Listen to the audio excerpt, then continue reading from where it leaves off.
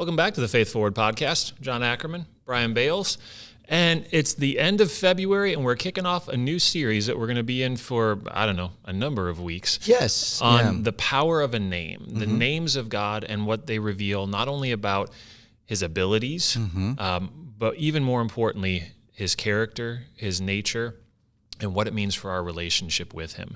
So I hope you stay with us over these next several weeks, because I think there's a lot that we can draw out, especially in this space where we try to make things eminently practical about how our life with God can continue to grow and develop and deepen as we discover more of who he is. Yeah, and even as we go through this series, you may think, wow, that's a lot of names. Yeah. We left a lot of them out, actually. Yeah.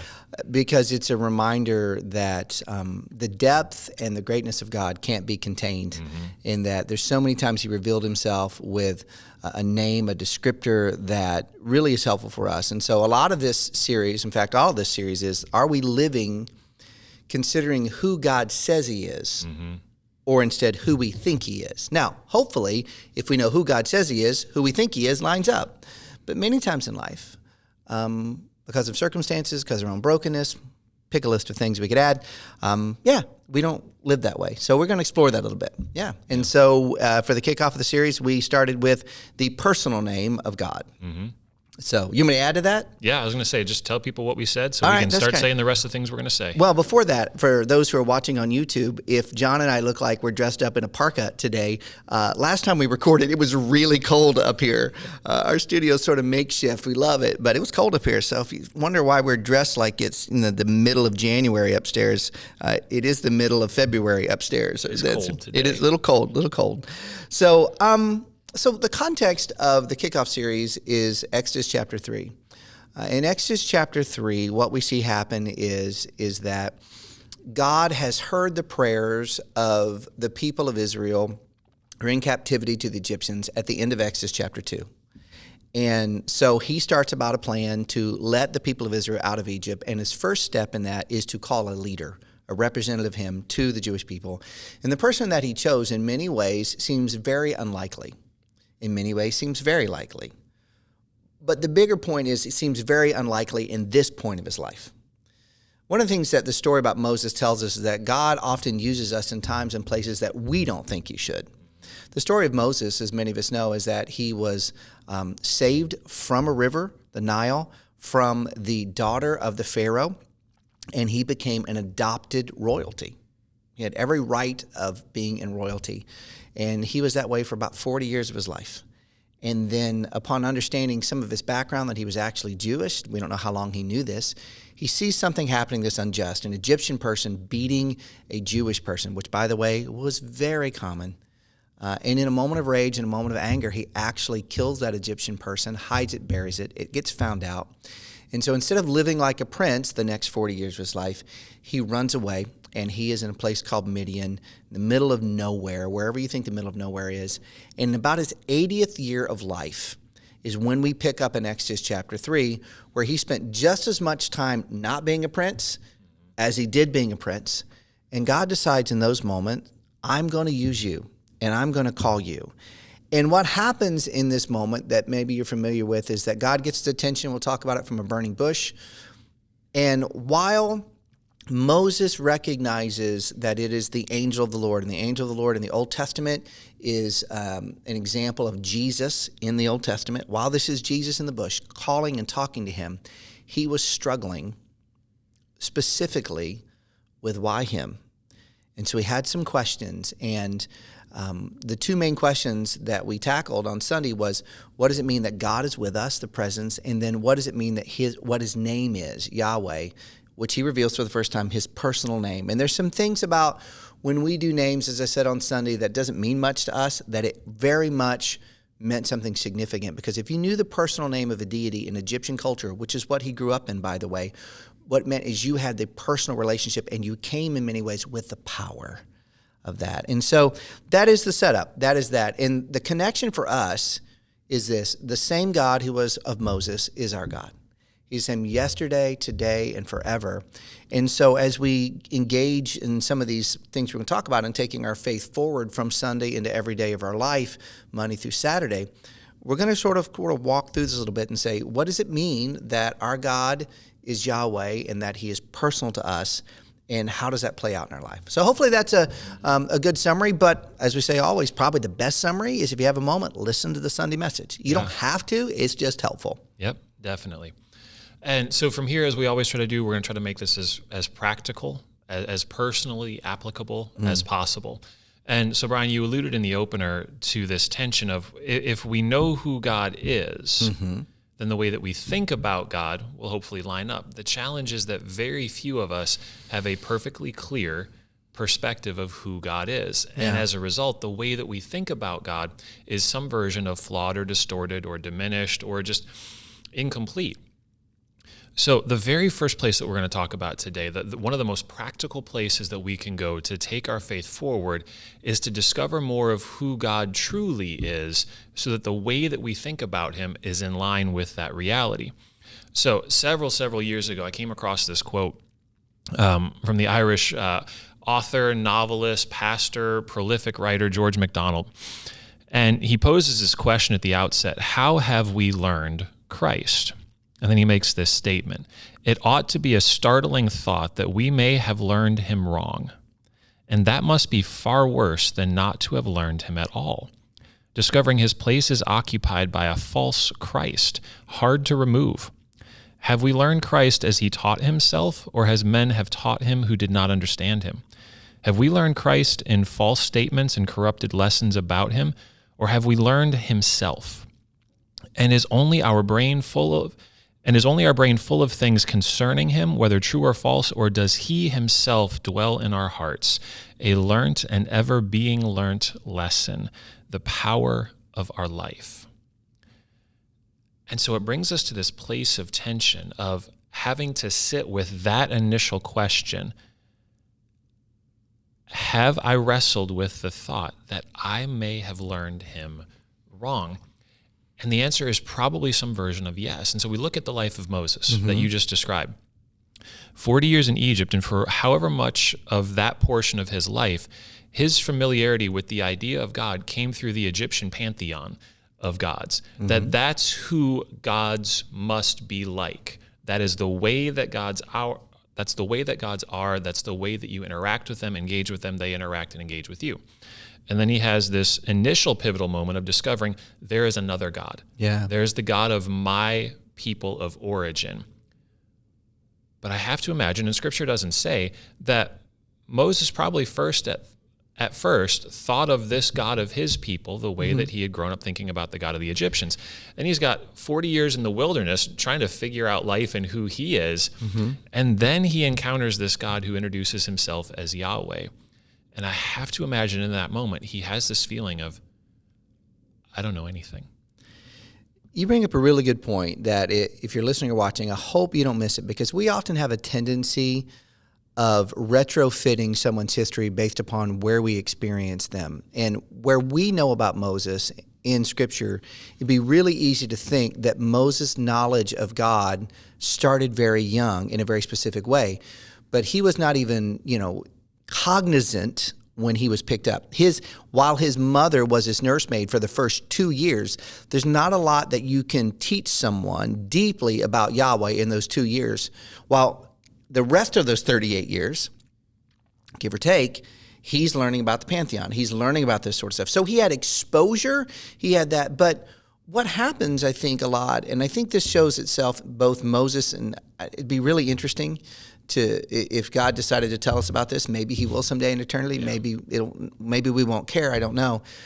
About what happened about 40 years old that made him say this is unfair, specifically as an Egyptian to a Jewish person, because from his standpoint, he could do whatever he wanted as royalty. Yeah. So I think a lot of times when we talk about this, about how we've learned God wrong, at least in my life, and I think it's true in most, it comes at inflection points. Yeah. And inflection points typically are tension points, difficult points, challenging points, wherein up until that moment, we may not even be aware that we've learned it wrong. It's what we're going to do in that moment. We're going to talk about this in a second, like when the burning bush scenario happens, what do we do in that moment that's really going to set us apart? So you might be listening like, well, as far as I know, I've not learned God wrong at all. No one's critiquing that. when we'll know that for sure is when that moment happens. It's not a question of if that moment happens, it's only when that moment happens. Yeah. And so, to be willing to go back into our own story and allow, this isn't for us to figure out. We're going to make really bad detectives in this story of the case of the missing identity of God if we try to do it ourselves. Right? This has to be a place of invitation, just as God invites Moses to know him. And I'm also reminded of the fact that when Moses gets married, his father-in-law Jethro is somebody who does know God. And so Moses does get a place of learning at the feet of someone who knows God differently than he does at that time. But Moses hasn't yet encountered that God, as far as the scriptures tell us, in a profoundly personal way. And so that's what we're after as well. So how do we go about unlearning or relearning? Probably a better way of saying that is, how do we go about unlearning and relearning God? Because it's going to be both. And so we can take one example right there from that part of Moses' life, surrounding ourselves with people, finding people that have experienced God, not just know academic information about him, but know him, have walked with him. It seems like from what the scriptures tell us about Jethro is somebody that not only knows about God, but knows God. We don't know a lot about him, but it seems like there's a deeper connection there than just, I can give you the answers to the test about the God of the Jewish people. And so finding that for ourselves, finding the people around us that it seems like you know God in a way that's different. We were joking just before we hit record about, comparison. And if you were to tell somebody they're a better runner than you, not a good comparison. Right. Nope. It's a compliment, but it's not necessarily indicative of a level of Are you smarter than a fourth grader? That sort of scenario. Right. Yeah. And so anyone who seems to know God better than you is a step in the right direction. But the way that people know God, that you surround yourself with, is a really helpful way to begin to unlearn. It's also just really helpful to recognize the things that, I think I might be getting ahead of myself here, but I'm just going to say it anyway because it feels like a good spot for it. As we're talking about Moses' journey of discovering who God is and growing up in Egypt, associating with gods the way that Egyptians do, whatever this moment of understanding of, I am a Jew and there is a God of the Jews, and then whatever his father-in-law is able to teach him, right? Moses is having to reconcile some moments of his life with what he's now discovering. And I've had to do that same journey, and I'm continuing to do that same journey. And so I think back to when I was a little kid going to church, and one of the things that sticks out in my memory of this taught me who I thought God was at the time was all those prayers that I got to memorize as a kid, which gave me a great sense of accomplishment and belonging in my church. But one of them that really stuck out was, God, we confess that we are in bondage to sin and cannot free ourselves. We confess that we have sinned against you in thought, word, and deed by what we have done and by what we have left undone. We have not loved you with our whole heart. We have not loved our neighbors as ourselves. I was memorizing these prayers, talking about all the things that I haven't done or haven't done well or haven't done right or have just frankly done wrong. And there was nobody that I remember, and again, this is the flaw in a child's memory, but there's nobody that I remember that was showing me the other half of God, that was showing me God's kindness and mercy and forgiveness and love, God's desire to be close to me. But I'm saying these words week after week of, God, I'm sorry I screwed up. God, I'm sorry I screwed up. God, I'm sorry I screwed up. And for the longest time, without realizing it, that colored my view of God, that at the end of the day, God is someone who is primarily disappointed in me. God is someone who primarily views me as someone who falls short and just needs to keep trying harder. And that had to become something that I dealt with, and not me as the detective in the story solving my own issue, but allowing God to show me, that's the way you think of me, John. Let's take a closer look at who I am to see if the facts line up with the assumption. Can I ask you a question just to walk down the hypothesis I laid out there? Was that something that came to you gradually, or were there inflection moments like, oh, this is how I think about God, and I wasn't even aware about that up until that moment? It definitely came over time due to inflection moments. Okay. And so the first times that it felt like I really started to encounter God as truly overwhelmingly loving, it was sort of disruptive because it felt like, God, I don't know you like that. I know you as the God who's disappointed in me. And I think we were talking again, pre-hopping on the podcast, is there comes a time where we gather either from the inflection points or the inflection point occurs and then over time, a level of self-awareness around an issue that maybe we wouldn't have. And one of the things that you said assumes that we get to this question of self-awareness, especially around people that know God, not just know about him. And that really resonated with me personally because I grew up in an environment where I could quote you all kinds of scripture. And that's not a bad thing, by the way. It's come in unbelievably handy in my life, right? But many times what I was missing is this idea of, well, what is the connection to me? I still have a verse I remember when I was young from Isaiah. All we like sheep have gone astray. I learned it in King James Version. Each of us have gone our own way, but the Lord has laid upon him the sins or the iniquities of us all. Well, there's a whole lot about that. I'm like, yeah, I messed up. Yeah, I messed up. Yeah, I messed up. But I didn't quite get the invitation in the grace that he shows. And so I think one of the really hard things about you and me and all of our lives that if we know a lot of scripture, we can know about God, but not necessarily know him. And as I was thinking about this, one of the ways that we may want to test that about whether our faith is where we think it is, where to take faith forward is this: talk about something in your life, write it down, journal it, that you know about God, but then ask this question: would I be willing to act on what I know? Would I be willing to act on that? And that was the rub for me lots of times. If you asked me certain things about God, I would say, well, sure, that's true. I would say, all right, well, are you living in light of those? Well, no. There's an old illustration that's often used for pastors about a guy who, walked across Niagara Falls I don't know if you ever heard this, on the tightrope a bunch of times. And eventually, he carried someone on his back. He did all that sort of stuff. And he, asked the crowd, how many people believe I could walk across a wheelbarrow? A bunch of people raised their hands. How many people I could walk across with a wheelbarrow with a person in it? Everyone raised their hand.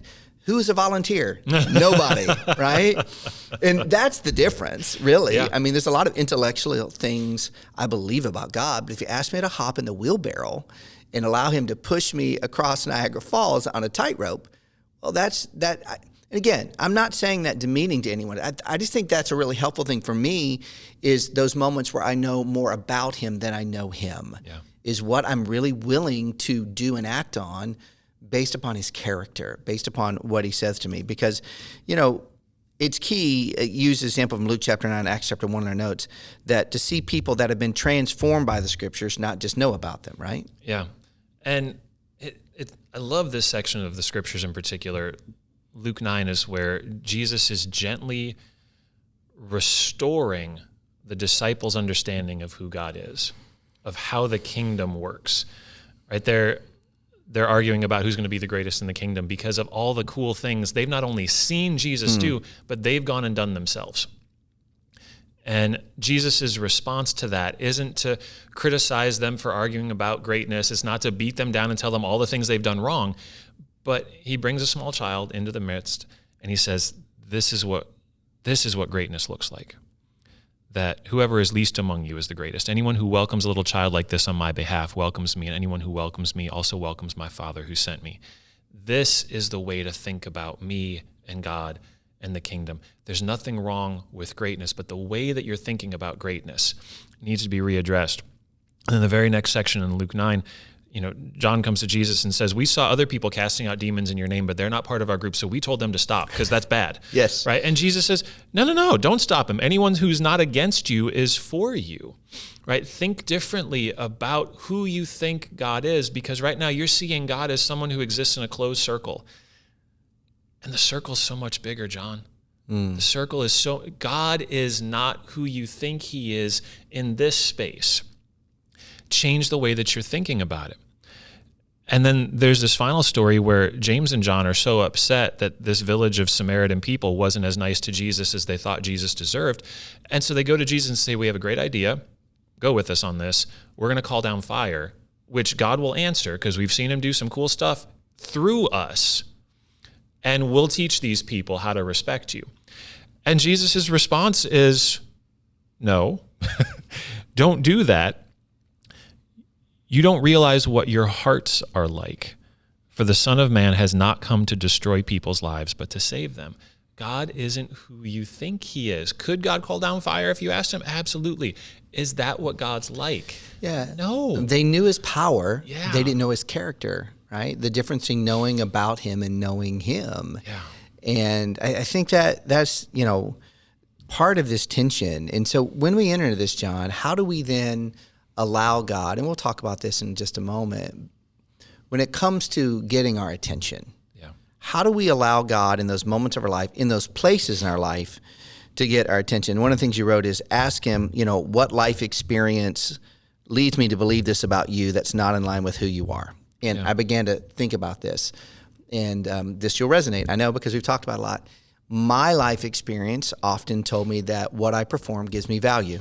Yep. How I get results gets me love. And so without even trying for a very long time in my life, and by the way, it's still a very easy thing for me to go back to. Very easy thing to go back to. And I don't need anyone's help to do it, even though sometimes people help me with an email or whatever it might be, right? Yeah. Is that I begin to think that's how God, right? Yeah. This life experience, God, has created something, an opportunity for me to believe something about you that's not true. Mm-hmm. And again, notice what I said. It created an opportunity. They don't make us do this. It's the choices that we make about what is true about God and true about this world and true about our life that makes the difference. Yeah. Which is why we can read sections in Scripture and we see some people make some really poor choices off a seemingly small thing, or we can read about Paul, who's in prison, for all the good things that he did, and the result was prison. And still say, I found whatever places to be content, as he says in Philippians.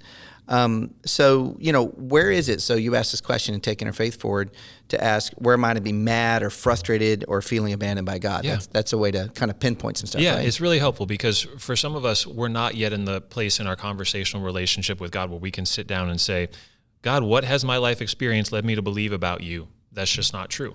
And you and God will begin to dialogue there because you cultivated that relationship. For others, it feels like I don't know that if I sat down, I'd be able to recognize anything coming up. And so it's really helpful then to sometimes chase the feelings. Because as a friend of mine said, your feelings will never lie to you. They will always tell you the truth about what you believe. Mm-hmm. And so like you've talked about, feelings make great servants, horrible masters. Yeah. Our feelings are particularly our feelings about God are incredibly helpful in helping us to recognize the places where we've learned God wrong. So you go to places like, where am I mad at God? Where am I frustrated by God? Where am I feeling abandoned by God?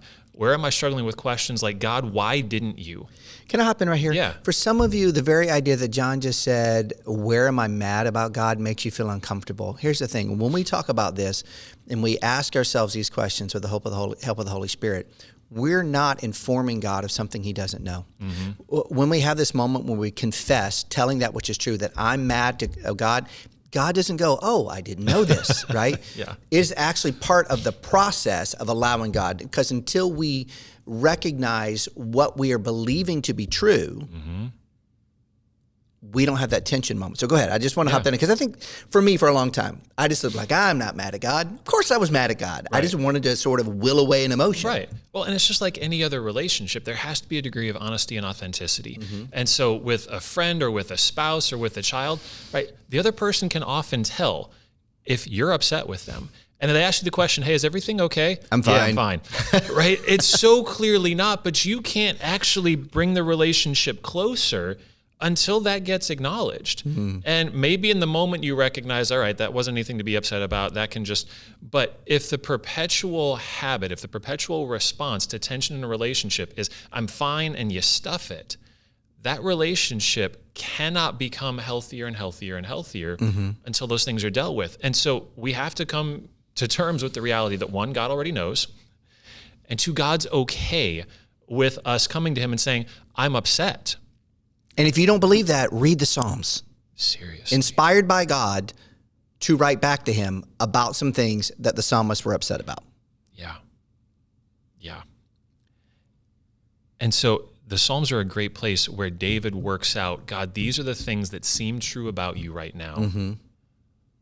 But it seems like almost every Psalm, he comes back around to, but God, this is who I know you to be, and not because it's academic information that I memorized from the textbook, but because I have walked with you, and I have talked with you, and you have talked to me. I have studied your word, and I have lived with you, and I know who you are. And so this feels true right now, and I need to be honest about how I feel right now, but I know this to be true. Or God, this feels more true than what I know to be true about you, so can you talk to me about this? Yeah, one of the Psalms say this, and I think it really resonates with where we are, and I'm taking this a little bit off track, is that maybe you've heard the song in church. It used to be sang a lot years ago, better is one day in your courts than 1,000 elsewhere. That's directly from the Psalms.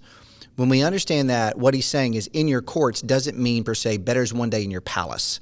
It's better is one day with your presence than any other day anywhere else. And that was key of what Moses was learning, that the presence of God was with him, and no matter what it is, that is better. Yeah. And so sit with questions like that. Write them down here as we're talking about them. And then as you spend your time with God, go sit and talk through these. God, where am I mad at you? Where am I frustrated by you? Where am I feeling abandoned by you? Where am I asking, God, why didn't you? Or God, why did you? Ask, where am I feeling it's like it's all up to me? And allow God to show you what those feelings are revealing at a heart level about what you really think about God. And then here's the key. It's not enough to just have awareness of the unhealthy and the dysfunctional and the incorrect. At some point, just like David does in the Psalms, we have to come to a place of truth. And so ask God to show you what is true, not just all the things that you're believing wrongly. Ask him to show you who he really is, just like he does with David, just like he does with Moses, just like he does with every other person who walks with him in the scriptures. God's desire is to be known. And God gets our attention in order to draw us close so that we can know him. And so, Brian, you talked on Sunday about Moses and the burning bush. And so I know sometimes people feel like, yeah, I want a burning bush moment because God just spoke to Moses and said, Moses, in his best James Earl Jones voice. But the burning bush is actually a two-step process. So tell us what God did to get Moses' attention.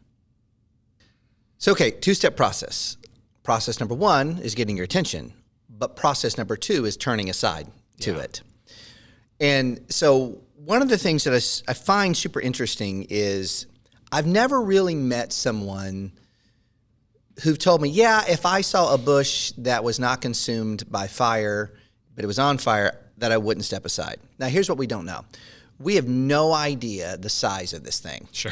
It could have been the size of a potted plant. It could have been the size of this table or bigger, right? We don't know, but whatever it was enough. And I think I hear people say, and I know I've thought this before, well, if I had a burning bush moment, I'd be fine. And I think a lot of us are waiting for a burning bush moment, and we're typecasting what those look like. Exactly. That it has to look very big or whatever it might be. And so one of the things that we say often, in fact, we were joking again, that we have a lot of alternative names for this podcast. I can't believe we've gone this far and we haven't yet said the number one alternative name instead of Faith Forward is Ask God. Yeah. The second or the third name, I guess, of the podcast is There's More. If there was a fourth one, it would be Curious. Yeah. Because I believe, in retrospect, looking at my life, that God has given me burning bush type moments.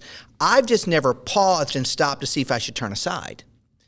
And so one of the things maybe in your own life, when you see or recognize things happening, stop and ask, God, is this you? Are you trying to use this circumstance? Which, by the way, circumstantial, only viewing God talking through circumstances is problematic.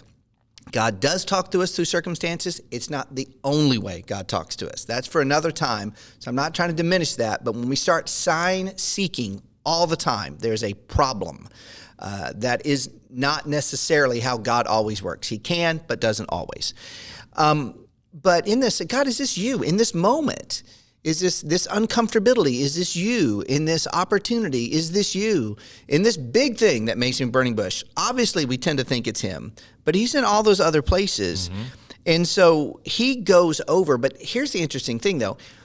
he doesn't get the experience, and he being Moses, of what the angel of the Lord, God was saying, Jesus, until actually he drew near. Yeah. And some of the times I just wonder in my own life, and it's a wonder, is if it's not that God hasn't been making himself available, I've just not experienced what he wants me to experience because I haven't taken that step and drawn near. Yeah. He's a good God. Hear me this. He will chase us down. That's what it means, this idea in Psalm chapter 23, when it talks about his love shall pursue me. Surely goodness and mercy, hesed. That's the same term, pursue, shall hunt me down, is a lion hunting his prey. He will go after us. Don't get me wrong. But I think sometimes we don't have that because we're not willing to pause and stop and set aside. If I gave you something really practical to do, many of us just need to learn how to pause in some moments. Yes. Both pause from an issue of rest throughout a week, but pause in these things. I get so, John, I've had a week. I started this week with the idea that I possibly would be called for jury duty. Mm-hmm. And so I called in when I was supposed to call in, and then I didn't have to go in. And immediately I thought to myself, I'm going to have some free time this week. And I would tell you that literally the next day, my week blew up to where I thought to myself, I was so glad I didn't have jury duty, not because I wanted to avoid jury duty, because I didn't know how to manage all this. Mm-hmm. But then I immediately got in this mode. I've had to reflect on a couple things that I've done this week about that was so busy and rushed that I just acted out of my flesh. I've got to get this done. And I'm missing something that God wants to do in my life. And, hindsight's 20/20. I think I'm seeing some of those better now, but I wish I would have seen them and stepped aside at the moment. Yeah. And one of the things that I love about God's invitation for us to step aside, like you said, so often people talk about, I want my burning bush moment. One of the things that I wonder, though, is if we, again, look at the story through the lens of Moses' life. If you're a shepherd out in the desert tending your flock of sheep, why on earth would you move towards a wildfire? Right? That's illogical. You wouldn't. You'd move in the opposite direction to keep yourself and your sheep safe.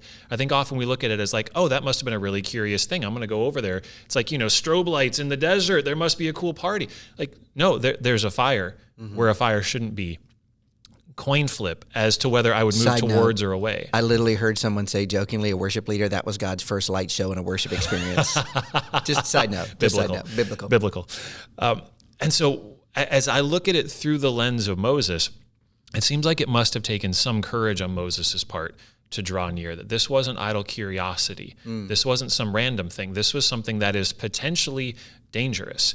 And we notice in the way that Moses interacts with God, and we're going to get to this in a second, that you drew out on Sunday as well, is Moses' sense of himself is not someone who has incredible courage, who leaps off of cliff and charges down wildfires in the desert, right? He's the guy that goes the opposite direction. And so when I notice the things that God uses to draw me aside, it's not light shows in the desert. It's often, in some cases, things that make me a little bit uncomfortable. And so context matters with the scriptures and with people. One of the things that God often uses to get my attention, to draw me aside so that he can show me more of who he is and who I am, is my emotional response to something. Now, that may sound like, all right, well, that's nothing like a wildfire, but you need to know my context.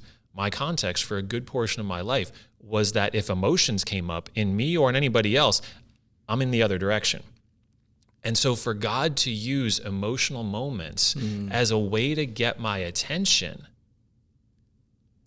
it's something that I have to choose to move towards. Not like, ooh, something shiny, that must be fun. I'm not sure I want to move towards this, but it feels like I need to. And so as we're looking at the ways that God is trying to get our attention, the way that you were talking about the burning bush and the way that we've often heard people say, I want my burning bush moment. Yeah, it may not be the something shiny, something fun. It may be something that feels a little bit unsafe. It may be something that we've actually made a pattern of avoiding in our life. And you had mentioned previously that when we finally get to the point where we turn aside and begin to engage with God that way, we come to find out that's not the first time God's tried to get our attention that way. My life is the burning bush type moments have not been the first time he's tried to get my attention on things. Yeah. He loves me enough to still pursue me. I mean, I think there are times in my life when I realize, oh God, thank you for this. And then I have this deeper moment with him, and he begins just in relationally to talk about all the other times he tried to get my attention on this. It's a sign of how much God loves us, because I would have given up on me a long time before he did. Yeah. It really is. Yeah, it is. And so be curious. Again, the fourth name of this podcast, be curious about the things that God might be using to get your attention, and notice your internal reaction, that if something comes up and your initial desire is, nope, not going towards that, pause and be curious. That doesn't mean now go live as if everything you're initially inclined to run away from, you just now run towards. That's not the invitation from God either. No. But it's to pause and be curious. And then be curious about what your initial response is. As Moses approaches this burning bush and God begins to engage with him, Moses is willing to engage at the level of connection. Right? For some of us, there's a temptation of, God, give me my space. Don't you dare intrude into this area, because I've got this little section of my life nicely arranged, and I don't want you coming in and messing with it. And so it might seem like God's trying to get our attention, and our initial response is, no, don't you dare, stay over there. For some of us, if we make the move towards God when it feels like he's trying to get our attention, and again, this is not just about salvation moments. This is about our daily interactions with God. Sometimes we approach God close enough to get instructions, but not close enough for actual connection. God, tell me what to do and where to go, and then I'll go do it. But God wants us to come close enough that there's connection, that he can tell us, as he does with Moses. He doesn't just say, go back and tell my people I'm setting them free, I'll see you later. He tells Moses who he is. He tells Moses his name. Moses, I need you to understand who I am. And granted, Moses asks for it. And so we're going to talk in a second about what prompted Moses to ask for that. But it's clear that God's desire was for Moses to know him, and as a result, go and do these things. Not just be a loyal soldier and follow orders, but be someone who knows who God is and so walks with him. Yeah. And so let's make that transition. Why would he ask? There's lots of reasons that someone could ask, but it seems clear from this context that Moses had a sense of nobodiness about himself, and engaging the somebodiness, is how I used the term on Sunday, that is Yahweh, that is God, our Father. And I think sometimes we look at people in Scripture and we might think, oh, they don't struggle with the things that I struggle with. But let's just put ourselves in Moses' shoes, right? Now when God is calling him to do this, he's 80, not 40. He's been in the backside of Midian for 40 years. He knows less about the Egyptian culture than he has ever known before. The Pharaoh is still the Pharaoh when he comes back, as best we can tell historically. Maybe it was his brother that was a Pharaoh at that time. We don't know exactly who it was, but we do know this. He'd still been wanted for murder. Yep. Right? The people of Israel had never had a singular focal leader. Never. Yeah. I mean, and now it's a nation of 2 million people that was there, right? So he's not, any leadership job is hard. Don't get me wrong. But all of a sudden he's like, all right, I'm calling you to be the leader of 2 million people. Yeah. That's a lot of people. That's bigger than a lot of states, right? in the United States, the population. I think Wyoming has like 500,000 people, 4 times the population of Wyoming. I mean, this is massive. And there's a whole lot of things about his insecurity. And so he needs assurance in that moment. God first assures him with his presence, I will be with you. But one of the reasons he says, well, what if they ask me who sent you? And I connected this a little bit earlier on, that knowing the name of a god in Egyptian culture meant you had a personal, powerful relationship with them. Here's the interesting thing. Nowhere does it ever tell us in Scripture that people actually asked Moses that question. They might have. We don't know. But contextually, have you ever heard someone do something like this? Well, people are saying, or people want to know, and it's really I'm saying or I want to know, but it's a way to engage it this way. I get the sense from this text of Scripture, at minimum, it's I need to know, even if other people want to know. Yep. That who you are. I need this assurance. And so God in his kindness and graciousness, it is the first time that we see him reveal that name. Now, there's some other places in Scripture we can talk about the timeline and all that sort of stuff. That's for a different point and a different time. But I think the question that we have is that when we talk about what God's called us into, we can fall off the rails on either side.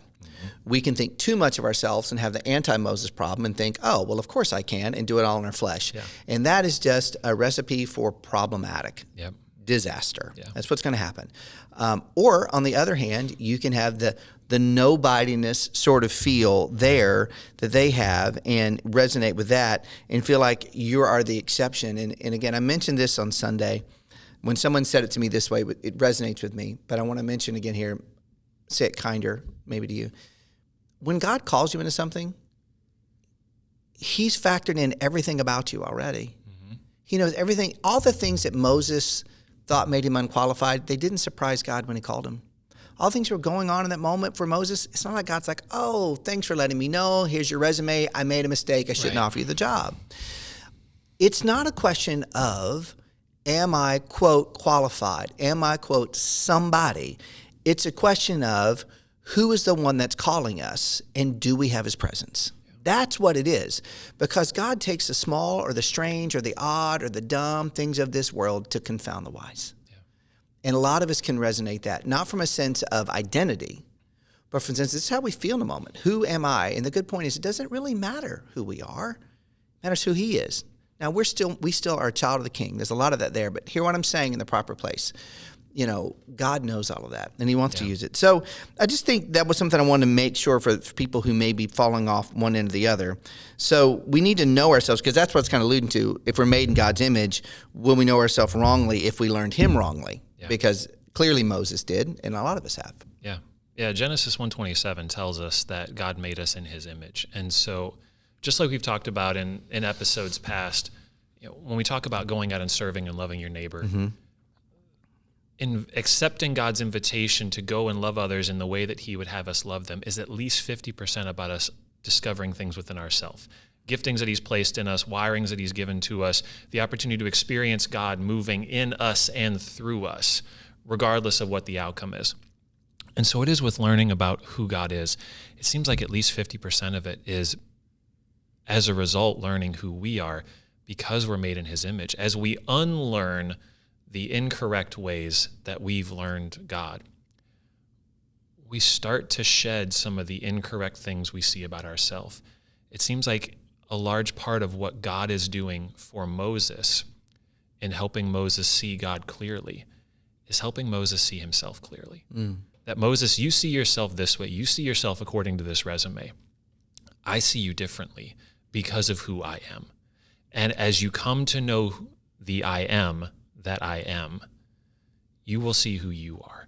And I need you to see who you are just as much as I need you to see who I am. And so as we get the ability to fast forward through Moses' life, we see the place where Moses and God get to, where God says, I talk to you face to face. We are friends. I know you and you know me, and we see each other. And so it invites us, God invites us to know him like that. That wasn't just reserved for Moses and nobody else. That's the invitation for us to know God like that. And so ask God what he wants you to know about himself. He revealed himself to Moses as I am, as Yahweh. That has to have application and relevance for us. That wasn't just for Moses. It was meant for Moses' context. Moses needed to know that about God, right? God's got all these names, but God introduces himself to Moses with this one because Moses needed to know that part of God first. We need to know that part of God. Ask God what he wants you to know about himself that way. And then also ask him what he wants you to know about you as someone who's made in his image, as someone who is made in the image of Yahweh. What does that mean about you? And so I would just say this. We're going to, kind of land the plane a little bit on talking about God as Yahweh, but that's going to be the underpinning for all the other names that we're going to talk about. But as we invite you to engage in this series, both on Sunday, whoever's teaching, and on the podcast, I don't recall, we might have before, ending a podcast on a warning. Mm-hmm. I don't recall this. And so maybe caveat is a better term. Maybe warning sounds too harsh. But one of the temptations as we try to take our faith forward in this that we need to be careful of as we begin to learn more about who he is, not who we think he is through these names, is that we can begin to see this as a buffet of things that we could just sort of go to God. And by the way, buffets are really out now. Growing up in the 80s, they were amazing. Now you're like, oh, salmonella. But right? But I think the word picture that you created there is really true. How does that play out, Jon? Yeah. Well, and honestly, this is just coming as a product of some recent conversations I've had with people where they were just being very honest about that idea of, God, I've got this part of my life pretty well taken care of. Don't come in and mess with it. Mm-hmm. That for some of us, there's actually a sense of fear of, if I let God be who he is, if I discover more about who God actually is, there's going to be some ripple effects that I don't like. And so one of the things that I was realizing is, as we look through these things, these ways that God has revealed himself as provider, as healer, as protector, that it's going to be real easy for us to look at it like Aladdin's genie, of these are the ways in which you can answer my wishes and prayers. I want this, I want this, I want this, yeah. Right. And God's desire is, I want you to know me. You know, you're telling this, and I have an illustration pops in my head. I'll make it really quick. So my wife has a mutual friend that we both know that they went to a city one time, and long story short, this particular person had an amazing day, amazing business thing, and came back and said, hey, let's celebrate. So you can go to a restaurant and you can go, I want this, this, this, this, and this. And in this analogy, sometimes we can see the names of God and we go, I want this, I want this, I want this, or this. The day was so good that the person who invited my wife there looked to the wait staff and said, have the chef bring us whatever he wants. He knows best. Yeah. And my wife will tell you, it is one of, if not the most amazing meals she's ever had. And I was glad she did it with someone else because I couldn't afford that meal. It was amazing. It was very expensive. But it was amazing. And in that statement that person made, it was about connection with someone who knew better instead of, I know what I want. Yeah. The connection for us is like, God knows better. Yeah. He's not looking for transaction. He's looking for transformation. Yeah. And when we approach the names of God, well, I want his power here. I don't want this part of his character here, but I do want this here. We're missing out. We're approaching it like a buffet, or we're approaching like I'm ordering off a menu instead of, that's not how God works. And so, you know, the power that he invites us into, what he has, is never meant for us to go and wield it on our own. Yeah. Is to be wielded with him, appropriately with him in relationship. And so just a warning as we move forward. I'm sure we'll get back to it. Yeah. Yeah. God's power is meant to draw us closer. And as we draw closer, more of God's power can flow in us and through us. And so don't stand at a distance. It's tempting. It's totally understandable. I get it. I do it too. God, give me the stuff. We're good. He wants you to come closer. Look for where he's trying to get your attention to come closer. The closer we get, the more he can do. Yeah. And there's a lot that he wants to do. So come close. Good? I'm good. All right. So thanks for joining us this time. We're just getting started with this party of the names of God and what they show us about him and what they show us about us and what they show about what's possible in this relationship. So I hope you stay with us over these next few weeks. But until then, he's Brian. I'm Jon. We'll see you later.